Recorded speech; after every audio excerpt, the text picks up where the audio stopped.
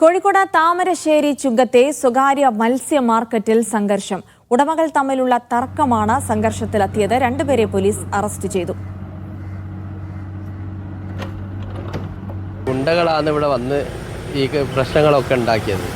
അത് കഴിഞ്ഞാലാണ് ഇവർ തമ്മിൽ അങ്ങോട്ടും ഇങ്ങോട്ടും വാക്ക് തർക്കമുണ്ടാകുകയും പിന്നെ കത്തിയായിട്ടുള്ള കളി കൊണ്ടാണ് അതിൽ രണ്ടാൾക്കാരിൽ ഒരാളെ താടിയെല്ലിൻ്റെ അവിടെ മുറിയൊക്കെ ഉണ്ടായിരുന്നു.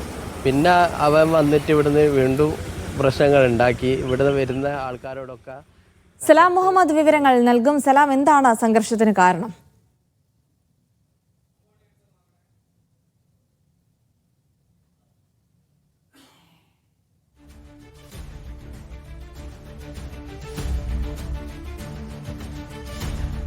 കോഴിക്കോട് താമരശ്ശേരി ചുങ്കത്തെ സ്വകാര്യ മത്സ്യ മാർക്കറ്റിലാണ് സംഘർഷമുണ്ടായിട്ടുണ്ട് എന്നുള്ള വാർത്തകൾ വരുന്നത്. ഉടമകൾ തമ്മിലുള്ള തർക്കമാണ് സംഘർഷത്തിലേക്ക് വരെ നയിച്ചിരിക്കുന്നത്. ഈ സംഘർഷവുമായി ബന്ധപ്പെട്ട് രണ്ടുപേരെ പോലീസ് അറസ്റ്റ് ചെയ്തു തുടങ്ങിയ വിശദാംശങ്ങൾ കൂടിയാണ് പുറത്തുവരുന്നത്. എന്താണ് തർക്കത്തിന് കാരണം, എന്തൊക്കെയാണ് അവിടെ സംഭവിച്ചത് തുടങ്ങിയ കാര്യങ്ങളുടെ വിശദാംശങ്ങൾ കൂടിയാണ് തേടേണ്ടതുണ്ട്. സലാം മുഹമ്മദ് ഉണ്ട്. സലാം, എന്തൊക്കെയാണ് സംഭവിച്ചത്?